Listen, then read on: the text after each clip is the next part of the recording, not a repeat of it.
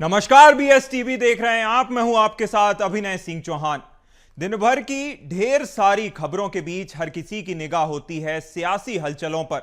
जब तक देश दुनिया की रंग बिरंगी खबरों के साथ सियासत की खबर ना मिले तब तक जानकारी अधूरी सी रहती है। तो सियासत के बिखरे रंगों को समेटकर हम बात करेंगे कभी बयानों से उपजी आफत की, तो कभी जनता को सरकार से मिलने वाली राहत की, सवालों की, जवाबों की, छिपी सियासी हसरत और चाहतों की। अब बात होगी सियासत की। मध्य प्रदेश में मकर संक्रांति के मौके पर सियासी पतंगबाजी देखने को मिली है। कांग्रेस ने पतंगबाजी कर एक बार फिर संविधान बचाओ की बात को दोहराया। वहीं बीजेपी ने बयान जारी कर कांग्रेस को धर्म का पाठ पढ़ाया है। देखिए भोपाल से हमारी खास रिपोर्ट।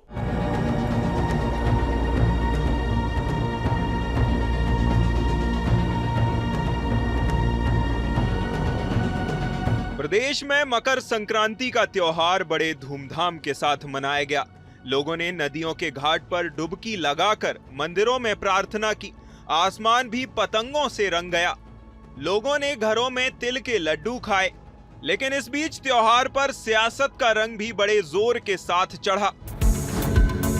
एमपी में सियासी पतंगबाजी। मकर संक्रांति पर उड़ी सियासत की पतंग। कांग्रेस ने उड़ाई संविधान लिखी पतंग। बीजेपी ने कांग्रेस को पढ़ाया धर्म का पाठ। संविधान को लेकर फिर शुरू हुई सियासत। दरअसल मकर संक्रांति पर सियासत की डोर सबसे पहले कांग्रेस ने अपने हाथ में ली। इसकी मेजबानी कांग्रेस विधायक आरिफ मसूद ने की। उन्होंने शाहपुरा झील किनारे पतंग उत्सव का आयोजन किया। भीड़ भी पहुंची और त्योहार का जश्न भी मनाया। इस बीच जो पतंग आसमान में उड़ाई गई उसने जमीन से लेकर आसमान तक सियासी माहौल बना दिया। दरअसल कांग्रेस विधायक आरिफ मसूद ने जय संविधान जय बाबा साहब लिखी पतंग उड़ाई। इस पर सियासी पतंगबाजी के दौरान आरिफ मसूद ने कहा कि हर साल मकर संक्रांति पर पतंग उत्सव मनाता हूं और इस बार जय संविधान की पतंग उड़ाई गई है। जितना हम अपने धर्म से मोहब्बत करते हैं उतना ही संविधान से करते हैं। उन्होंने यह भी कहा कि संविधान की रक्षा के लिए हम लोग एकजुट हैं। वहीं कांग्रेस नेताओं के धार्मिक आयोजन में शामिल ना होने के सवाल पर आरिफ मसूद ने कहा कि मैंने कहा था कि कांग्रेस नेता धार्मिक आयोजन में शामिल होते हैं, लेकिन इन आयोजनों में बीजेपी पीछे रह जाती है। उन्होंने कहा कि कांग्रेस नेताओं को धार्मिक आयोजनों के लिए आगे आना चाहिए। आज भी हमारे साथी यही आयोजन कर रहे हैं, सबको बधाई। इसमें एक थोड़ी सी हमने चीज़ नई करी है कि जो पतंग उड़ाई है वो जय भीम जय संविधान जय बापू की उड़ाई है। और ये बताया कि जिस तरह हम अपने धर्म के प्रति वफादार हैं और अपने धर्म के लायल हैं, उसी तरह हम संविधान को भी उतना ही मानते हैं और संविधान की भी हम लोग रक्षा करना चाहते हैं। सब आते हैं, मैंने ये कहा था, आते हैं, पीछे रहते हैं, आगे आना चाहिए।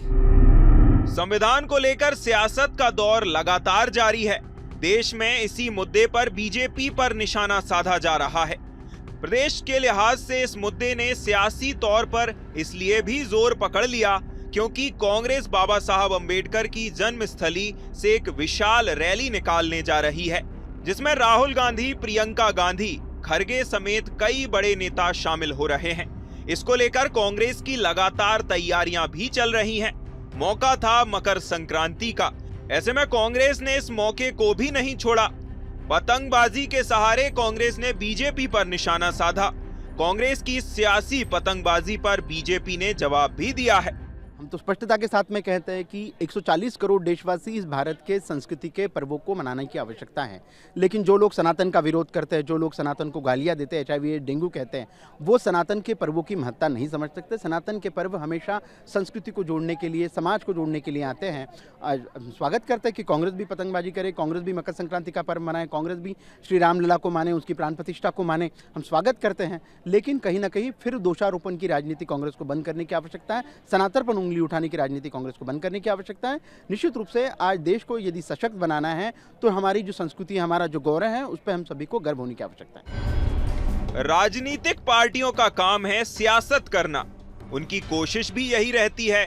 लेकिन ये तमाम पार्टियां सियासत और अपने विरोधी दल को घेरने का कोई मौका भी नहीं छोड़ती। मकर संक्रांति के इस त्योहार पर कांग्रेस ने भी कुछ ऐसा ही किया। इसका जवाब भी बीजेपी ने दिया। ये सियासत यहीं नहीं थमेगी, क्योंकि संविधान बचाओ के नारे के साथ कांग्रेस महू से एक विशाल रैली निकालने जा रही है। बीएसटीवी के लिए भोपाल से मनोज राठौर की रिपोर्ट।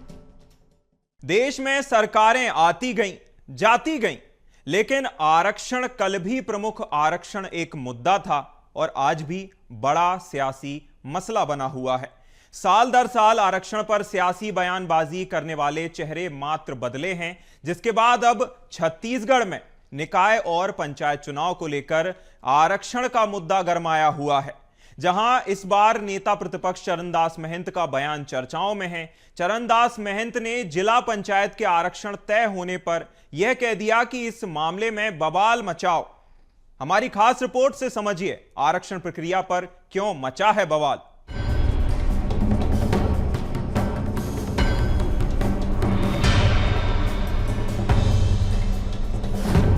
सरकारें आती गई जाती गई, लेकिन आरक्षण कल भी प्रमुख आरक्षण मुद्दा रहा है और आज भी बड़ा सियासी मसला बना हुआ है। साल दर साल आरक्षण पर सियासी बयानबाजी करने वाले चेहरे मात्र बदले हैं।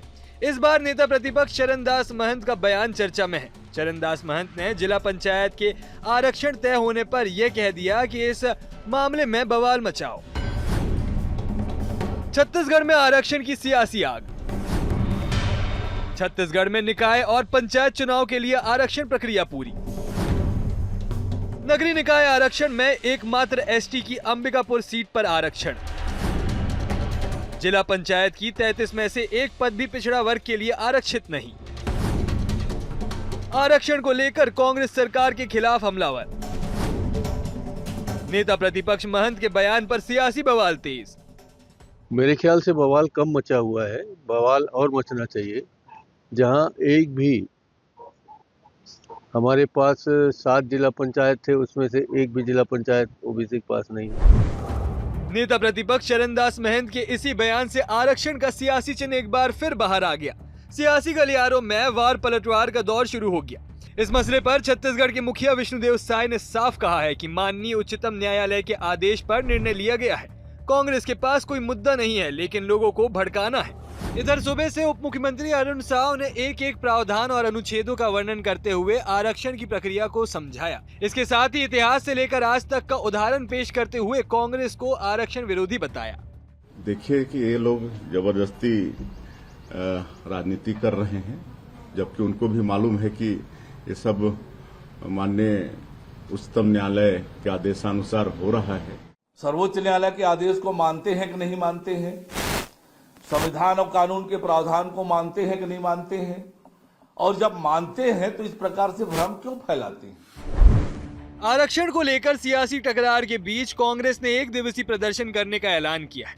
ये प्रदर्शन बुधवार को किया जाएगा। इसके साथ ही रिजर्वेशन मामलों में आ रहे आरोपों का भी जवाब दिया है। प्रदेश अध्यक्ष दीपक बैज ने कहा कि हमको पहले से ही शंका थी कि ओबीसी को नुकसान होने वाला है। सुप्रीम कोर्ट की गाइडलाइन है तो सरकार के पास अपील करने की कोई व्यवस्था नहीं थी। क्या ये छत्तीसगढ़ के हितैषी हैं या ये छत्तीसगढ़ विरोधी मानसिकता बीजेपी की है? अगर सुप्रीम कोर्ट का गाइडलाइन है, क्या सरकार के पास अपील करने के लिए कोई व्यवस्था नहीं थी? क्या सरकार नहीं कर सकती थी? क्या सुप्रीम कोर्ट से अपील में नहीं जा सकती थी? क्या सुप्रीम कोर्ट से एक याचिका दायर नहीं कर सकती थी? क्यों नहीं की?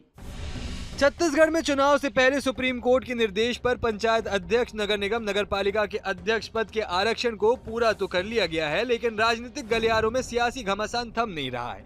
पहले सिर्फ बयानबाजियों ने आरक्षण को लेकर सियासी पारा गर्म हुआ। अब प्रदर्शन से बीजेपी को घेरने की कोशिश हो रही है। लेकिन देखने वाली बात तो अब यह है कि छत्तीसगढ़ में आरक्षण को लेकर जो सियासी भड़क चुकी है, इसमें दागी कौन निकलता है और बेदाग कौन रहता है। Bureau report, BSTV Chhattisgarh. आदिकाल से ही आदर्श शासन या सर्वोत्कृष्ट शासन को राम राज्य माना गया है। सनातन संस्कृति में राम द्वारा किया गया आदर्श शासन को राम राज्य कहा गया है। मगर इस युग में राम राज्य की कल्पना बेहद ही कठिन है। लेकिन छत्तीसगढ़ के उप मुख्यमंत्री अरुण साव मानते हैं कि छत्तीसगढ़ राम राज्य के बेहद करीब है। क्या छत्तीसगढ़ में सच में राम राज्य करीब है? समझिए हमारी खास रिपोर्ट से। राम राज्य में सभी लोग थे सुख समृद्ध, दैहिक, दैविक और भौतिक नहीं थी कोई तकलीफ। विष्णु के सुशासन की राम राज्य से तुलना। उप मुख्यमंत्री अरुण साव ने किया दावा। राम राज्य की बात करें तो राम राज्य के समय सभी लोग सुखी थे, किसी को कोई तकलीफ नहीं थी। लोग आपस में प्रेम से रहते थे और वादों के बताए मार्ग पर ही चलते थे। राम राज्य में सभी स्त्री पुरुष राम भक्ति में लीन थे और परम गति यानी मोक्ष के अधिकारी थे। राम राज्य में दैहिक, दैविक और भौतिक तकलीफ नहीं थी। राम राज्य में सभी के शरीर सुंदर और निरोग थे। लेकिन छत्तीसगढ़ इन सब बातों के कितने करीब है, ये तो आप खुद आकलन कीजिए। मगर प्रदेश के उप मुख्यमंत्री अरुण साव कहते हैं कि राज्य में गरीबों की सेवा, महतारी वंदन योजना, गरीबों को प्रधानमंत्री आवास, ये सभी बातें बताती है कि प्रदेश में विष्णु साय का सुशासन है और राम राज्य में भी ऐसी ही कल्पना है। जिस राज्य में गरीबों की सेवा हो, जिस राज्य में जरूरतमंदों को मदद हो, सरकार का काम निष्पक्ष और पारदर्शी हो, इसी से राम राज्य की कल्पना है। हमारी जो सरकार है वो सुशासन की सरकार है और राम राज्य में भी यही कल्पना है कि गरीबों को, वंचितों को उनका अधिकार मिले, उन्हें न्याय मिले, उनकी तरक्की हो, उनकी बेहतरी हो, वो हमारी सरकार कर रही है। राम राज के दावे पर कांग्रेस के सवाल। पीसीसी चीफ दीपक बैज का बयान। सरकार की नीतियों को लेकर घेरा, कानून व्यवस्था को बताया फेल। अगर यही है राम राज तो नहीं चाहिए ऐसा राम राज। राम राज की कल्पना करने वाली बीजेपी की प्रदेश में 1 साल पूरे हो चुके हैं और इसे लेकर पीसीसी चीफ दीपक बैज ने तीखा प्रहार किया है। उन्होंने कहा कि छोटी छोटी बच्चियों के साथ अनाचार हो रहा है, राजधानी में महिलाओं से दुष्कर्म हो रहा है, एसपी कलेक्टर कार्यालय जल रहे हैं, सूरजपुर में थाने में मौत हो रही है, जेल के बाहर गोलियां चल रही हैं। क्या यही राम राज्य है?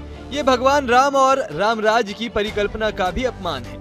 दीपक बैज आरोप लगा रहे हैं कि बीजेपी के नेता अपने आप की भगवान राम से तुलना कर रहे हैं। अगर यही राम राज है तो हमें नहीं चाहिए ऐसा राम राज्य। राम राज्य में अगर कवर्धा जल रहा है, वहाँ आग लगाए जा रहे हैं, लॉकअप में, पुलिस के लॉकअप में मार दिया जाता है और बलौदा बाजार में कलेक्टर ऑफिस, एसपी ऑफिस जला दिया जाता है, सेंट्रल जेल के सामने दिन दहाड़े गोली चलती है, लगातार लूट हत्याएं हो रही है। अपराध के मामले में छत्तीसगढ़ पूरे देश में अभी बाकी यूपी बिहार की तुलना में मतलब कंपटीशन कर रहा है। अगर अपराध के मामले में इतनी अव्वल है तो राम राज्य बधाई उनको। अगर इसी को राम राज्य कहते हैं तो हमको ऐसा राम राज्य नहीं चाहिए। राजनीति में देश प्रदेश को क्या क्या नहीं बनाने की कल्पना की जाती है, लेकिन धरातल पर माननीय को एक बार झांक कर जरूर देखना चाहिए। राम राज लाने के लिए भगवान राम के चरितार्थ को पहले अपनाना होगा। बहरहाल सियासी बयानबाजियों से देखना होगा कि क्या राम राज की कल्पना केवल कल्पना मात्र है या वास्तव में ये धरातल पर नजर आएगा। बीएसटीवी के लिए रायपुर से अविनाश चंद्रवंशी की रिपोर्ट। मध्य प्रदेश में मोहन सरकार तेजी से धार्मिक पर्यटन को बढ़ावा दे रही है। इसी के तहत अब सरकार चित्रकूट को सबसे बड़े धार्मिक पर्यटन केंद्र के रूप में विकसित करने जा रही है। सरकार जहां पर रामायण पार्क बनाएगी, जिसमें राम, सीता, लक्ष्मण की विशाल प्रतिमाएं होंगी। साथ ही साधु संतों के लिए आध्यात्म केंद्र भी स्थापित किए जाएंगे। देखिए भोपाल से हमारी एक खास रिपोर्ट। चित्रकूट बनेगा सबसे बड़ा धार्मिक पर्यटन स्थल। सरकार बनाएगी रामायण एक्सपीरियंस पार्क। रामायण, सीता, लक्ष्मण की बनेगी विशाल प्रतिमाएं। धार्मिक पर्यटन के हिसाब से होगा डेवलपमेंट। साधु संतों के लिए बनेगा आध्यात्म ध्यान केंद्र। मोहन सरकार ने चित्रकूट के धार्मिक विकास के लिए 750 करोड़ रुपए के बजट आवंटन की योजना तैयार की है। इसके तहत रामायण एक्सपीरियंस पार्क और धार्मिक सांस्कृतिक केंद्र का निर्माण किया जाएगा, जहां रामायण काल से जुड़े महत्वपूर्ण स्थानों का विकास, नई सड़कें और सुविधाएं प्रदान की जाएंगी। इससे यहां के धार्मिक पर्यटन को बढ़ावा मिलेगा। सरकार के इस प्रयास से श्री राम की तपोभूमि को विश्व स्तरीय धार्मिक और पर्यटन स्थल के रूप में पहचान मिलेगी। इस योजना के तहत विकास कार्यों में 750 करोड़ रुपए का खर्चा आएगा। रामायण काल के स्थलों पर लाइट साउंड शो होंगे। इसमें multi facility centre, traffic command centre, नई सड़कें, मंदाकिनी नदी पर अतिरिक्त ब्रिज जैसे प्रोजेक्ट शामिल हैं। साथ ही तपोभूमि में संतों के लिए आध्यात्म ध्यान केंद्र भी बनाया जाएगा, जहां 1000 संतों के ठहरने की सुविधा होगी। सुविधा युक्त पर्ण कुटी भी बनेंगी। यहाँ सांस्कृतिक केंद्र भी होगा, आध्यात्मिक लाइब्रेरी, हर्बल गार्डन और गौशाला भी होगी। राजोला गांव में बनेगा रामायण एक्सपीरियंस पार्क। 80 एकड़ भूमि पर 100 करोड़ की लागत से बनेगा पार्क। श्री राम की 151 फीट ऊंची प्रतिमा की जाएगी स्थापित। पार्क में माता सीता और लक्ष्मण की विशाल प्रतिमा बनेगी। संतों के लिए आध्यात्म ध्यान केंद्र बनाया जाएगा। प्रदेश बीजेपी मीडिया प्रभारी आशीष अग्रवाल ने कहा कि सरकार धार्मिक पर्यटन को बढ़ावा देने के साथ धार्मिक धरोहर का संरक्षण भी कर रही है। चित्रकूट अब विश्व पटल पर अलग पहचान मिलेगी। जो काम चल रहे हैं उसके अलावा चित्रकूट के साथ प्रदेश के दूसरे धार्मिक स्थानों का विकास किया जा रहा है। देखिए, विकास भी विरासत भी ये हमारी सरकारों का मूल मंत्र है। आज़ादी के 75 वर्षों में 50 साल तक जब कांग्रेस की तुष्टीकरणवादी सरकार रही तो उन्होंने कभी सांस्कृतिक अभ्युदय नहीं होने दिया। तो देश की जनता के भावना के अनुरूप ऐसे जितने भी स्थल हैं, जिसमें विशेषकर चित्रकूट अब भारत के दर्शे पर एक विशेष तौर पे अंकित होगा और वहां पे जो जो विकास कार्य छूटे थे उनको पूरा करने के लिए सरकार प्रतिबद्ध है। मंदाकिनी पर नए पुल का होगा निर्माण। नया गांव में 51 करोड़ की लागत से बनेगा ट्रैफिक कमांड सेंटर। राजौला से पीली कोठी मार्ग समेत 4 प्रमुख सड़कों का होगा चौड़ीकरण। मोकमगढ़ किला, सती अनुसुईया आश्रम, गुप्त गोदावरी स्थान का होगा विकास। जानकी कुंड, कादमगिरी परिक्रमा, स्फटिक शिला, मंदाकिनी का होगा विकास। हनुमान धारा में 3750 वर्ग मीटर क्षेत्र में 24 करोड़ से बनेगा मल्टी फैसिलिटी सेंटर।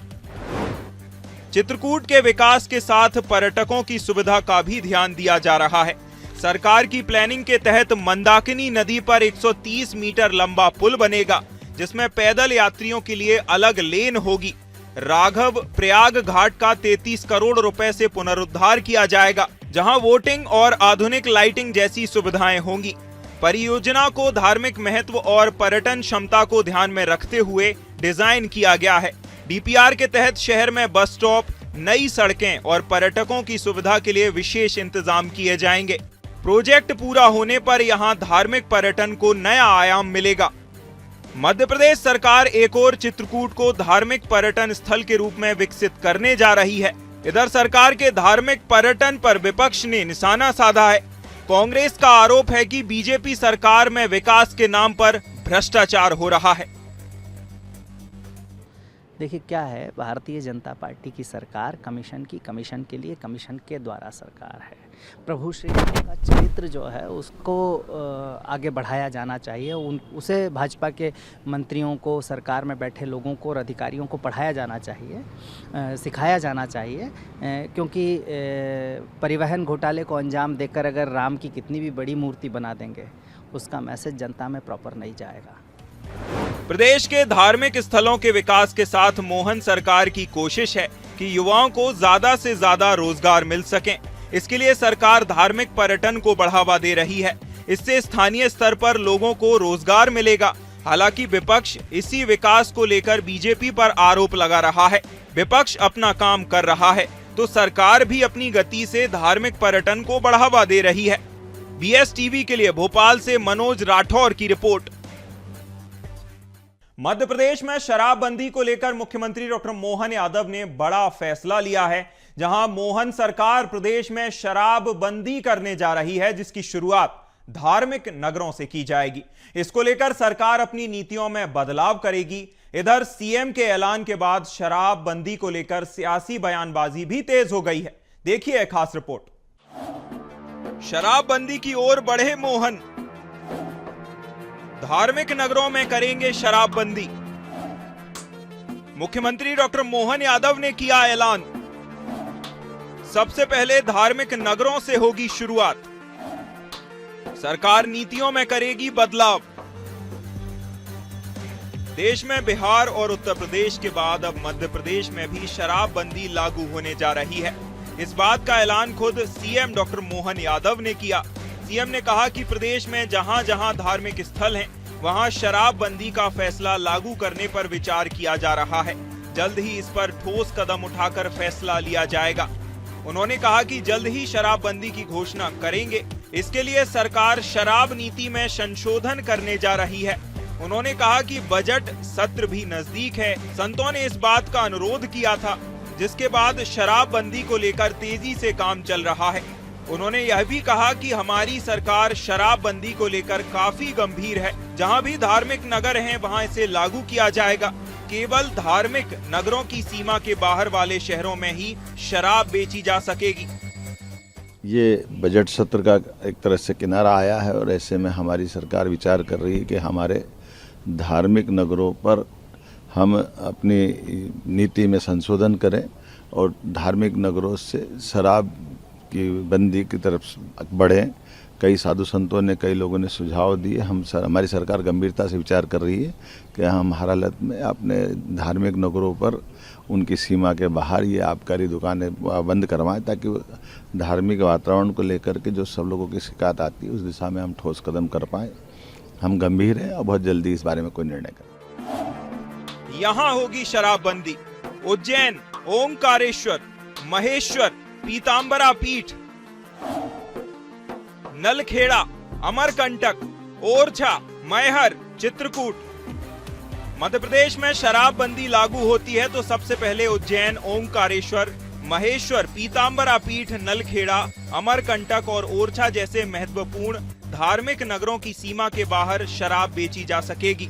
सरकार बजट सत्र में इसका ऐलान करेगी। इससे पहले शराबबंदी का मुद्दा पूर्व मुख्यमंत्री उमा भारती उठा चुकी हैं। अपनी मांग को लेकर उमा भारती ने भोपाल में प्रदर्शन भी किया था। उनकी मांग पर शिवराज सरकार ने प्रदेश में चरणबद्ध तरीके से शराबबंदी का ऐलान किया था। इसी के तहत सबसे पहले नर्मदा घाटों से दूर शराब की दुकानों को किया गया था। मोहन सरकार ने इस दिशा में एक और बड़ा कदम उठाया है। धार्मिक नगरों से शराब की दुकानों को बाहर किया जाएगा। इससे पहले मोहन सरकार ने खुले में मांस बेचने पर प्रतिबंध लगाया था। सरकार के इस ऐलान पर कांग्रेस ने कहा कि सरकार ने पहले नर्मदा के किनारे बसे शहरों में शराबबंदी की घोषणा की थी, लेकिन वहां खुलेआम शराब बिक रही है। उनका कहना है कि मुख्यमंत्री 1 साल से अपने शहर उज्जैन में शराबबंदी नहीं कर पाए। बीजेपी सरकार दिखावे की राजनीति कर रही है। सरकार अपने जो मुख्य काम हैं उन कामों से ध्यान भटकाने के लिए इस तरह के प्रस्ताव लेकर आती है। जब नर्मदा नदी के दोनों ओर जो है जिस तरह से इन्होंने मांस और उससे बने पदार्थों पर रोक लगाई थी, नर्मदा के दोनों ओर जो है गोंड समाज, आदिवासी समाज निवास करता है और उनकी अपनी खान पान की संस्कृति है। सरकार यानी कि मोहन यादव जी से निवेदन है कि उनका जो मुख्यमंत्री के रूप में चयन हुआ है वो 3,000 रुपये लाडली बहनों को देने के लिए हुआ है, 2700 रुपये गेहूं के किसानों को प्रति क्विंटल दाम देने के लिए हुआ है, युवाओं को रोजगार देने के लिए उनका मुख्यमंत्री बनना तय हुआ है। वो ये सारे काम छोड़कर ध्यान भटकाने वाली राजनीति कर रहे हैं, जिसका कोई परिणाम नहीं आना है। कौन क्या खाएगा, कौन क्या पहनेगा, ये सब सरकार के विषय नहीं होने चाहिए। ये निजी विषय हैं और संविधान इसकी आज़ादी देता है। क्या पूरे प्रदेश में होगी शराबबंदी? शराबबंदी का ऐलान, कांग्रेस क्यों परेशान? उमंग सिंघार ने शराबबंदी पर उठाए सवाल। क्या उज्जैन से होगी शराबबंदी की शुरुआत? पूरे मध्य प्रदेश में शराबबंदी करे सरकार। मध्य प्रदेश विधानसभा में नेता प्रतिपक्ष और कांग्रेस के दिग्गज नेता हैं उमंग सिंघार। मुख्यमंत्री के ऐलान पर उमंग सिंघार का कहना है कि सीएम मोहन अगर शराबबंदी करना चाहते हैं तो सबसे पहले अपने गृह क्षेत्र उज्जैन से इसकी शुरुआत करें। उन्होंने तो यहां तक कह दिया कि धार्मिक शहरों में ही क्यों, सरकार पूरे प्रदेश में शराबबंदी करे। मुख्यमंत्री जी अगर ये बात कर रहे हैं तो क्या उज्जैन से चालू करेंगे? जब हम उज्जैन गए थे, उज्जैन के अंदर तानाशाही घेराव करने भाजपा की, तो वहां पे हमने कहा था कि अगर मुख्यमंत्री चाहते हैं तो सबसे पहले धार्मिक उज्जैन है, पावन नगरी, महाकाल की नगरी है, यहाँ से करे। क्या मुख्यमंत्री जी ये बताए? कहने से नहीं होगा, कब आदेश निकलेगा? और मैं तो ये कहना चाहता हूँ, धार्मिक नगरी में ही क्यों, पूरे प्रदेश के अंदर क्यों नहीं आप शराबबंदी करना चाहते? इसके पीछे क्या है? कुछ जिले आप छोड़ना चाहते हो? क्यों छोड़ना चाहते हो? क्या गुजरात शराब जाए इसलिए छोड़ना चाहते हो? मैं चाहता हूं कि अगर प्रदेश की जनता के लिए अगर निर्णय करना है तो धार्मिक शहरों के साथ पूरे प्रदेश के अंदर होना चाहिए, ताकि जो शराब से लोगों को पैसा आ रहा नेताओं को बंद होगा। मध्य प्रदेश में शराबबंदी की शुरुआत हो रही है। सरकार चरणबद्ध तरीके से पूरे प्रदेश में बिहार की तरह शराबबंदी करेगी। इस पर सरकार जल्द फैसला करेगी और नीतियों में संशोधन कर आदेश को जारी किया जाएगा। सरकार के इस ऐलान पर कांग्रेस जरूर हमलावर है और कांग्रेस इसे बीजेपी की नौटंकी बता रही है। देखने वाली बात होगी कि सरकार शराबबंदी की शुरुआत प्रदेश के किस शहर से करती है और क्या सिर्फ धार्मिक शहरों में शराबबंदी होती है या सरकार पूरे प्रदेश में शराबबंदी की योजना बनाएगी। बीएसटीवी के लिए भोपाल से मनोज राठौर की रिपोर्ट। बात सियासत की में फिलहाल इतना ही। मुझे दीजिए इजाजत। नमस्कार।